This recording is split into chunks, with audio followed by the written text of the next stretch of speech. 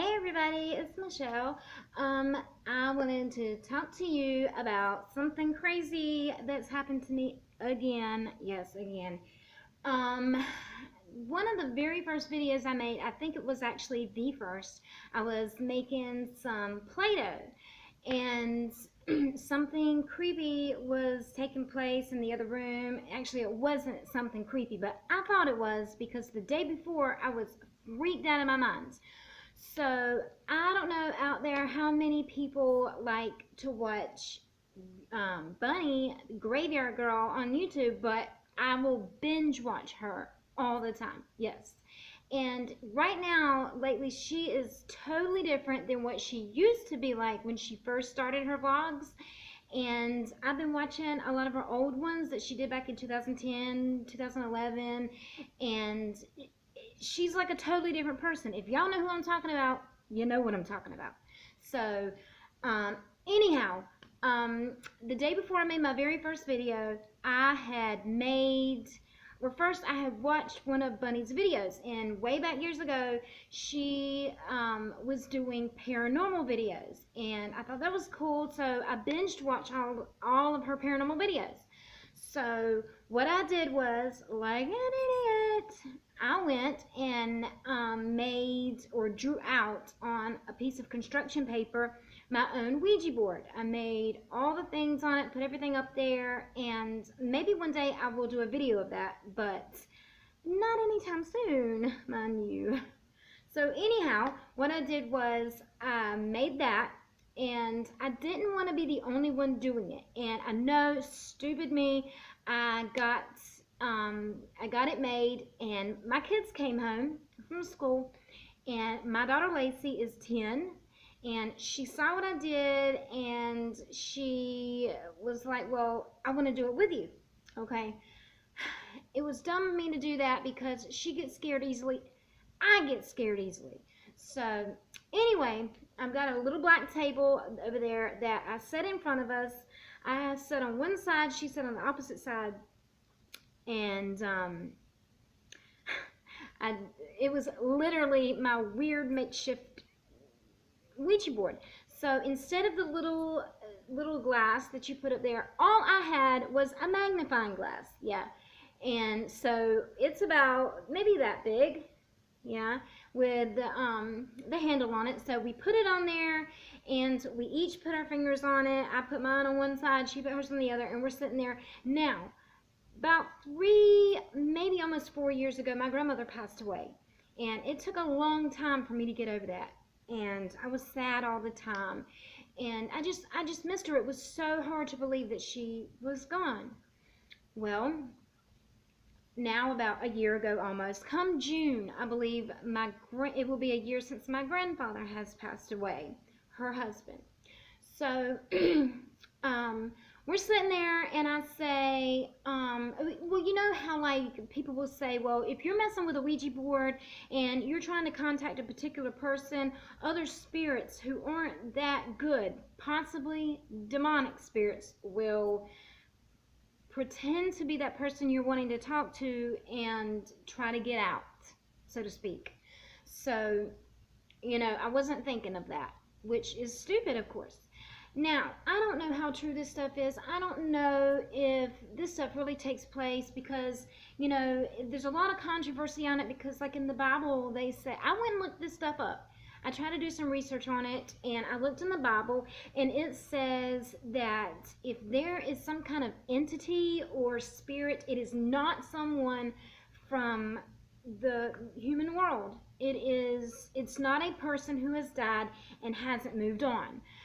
That's what the Bible says. And I'm a very, very, very firm believer in the Bible. I am not into black magic and the dark arts, nothing like that.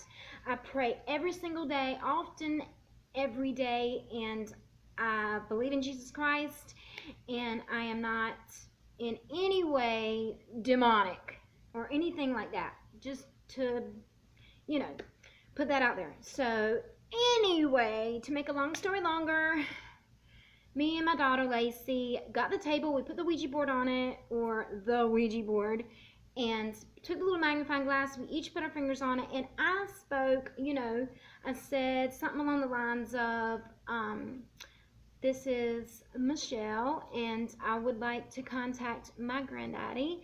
And I said his full name. And I know that if you do it, and when you first do it, don't expect an answer right away. Don't expect it to move right away and all that. So we waited. We waited like 2 full minutes. So I said my thing, we put our fingers on it and we waited. And I was like, well, I don't think this is going to work. So I don't know if it was, because it was not a real Ouija board, but they say you can just take like letters from a Scrabble game and just drop them all around, mix them all up, and they'll move and go into words and phrases and stuff. So I guess you could pretty much use anything you want. But anyway, once we did that, nothing happened. Nothing moved, nothing happened. No noise, no movement, nothing. So all of a sudden, like I said, we still have our fingers on it. The precise, explicit moment that we move our fingers, bam! A loud sound comes from in the kitchen. We trip, Lacey freaks. She immediately has this, if you've ever seen a child in shock or horrified, like to a serious degree, that was her. She immediately froze. She broke down, completely had a meltdown, scared to death to be in the house, grabbed my hand, took off outside, shaking like a leaf. All of a sudden, it hits her that my son Brennan is still in the house. He's in his room on this computer. And she is, I cannot describe to you her reaction. It was to that degree. She was scared to death. Brennan's still, I'm about to cry thinking about it. She freaks out, and she is freaking out that Brennan is still in the house. She says, Mommy, go get Brennan, go get Brennan, go get Brennan.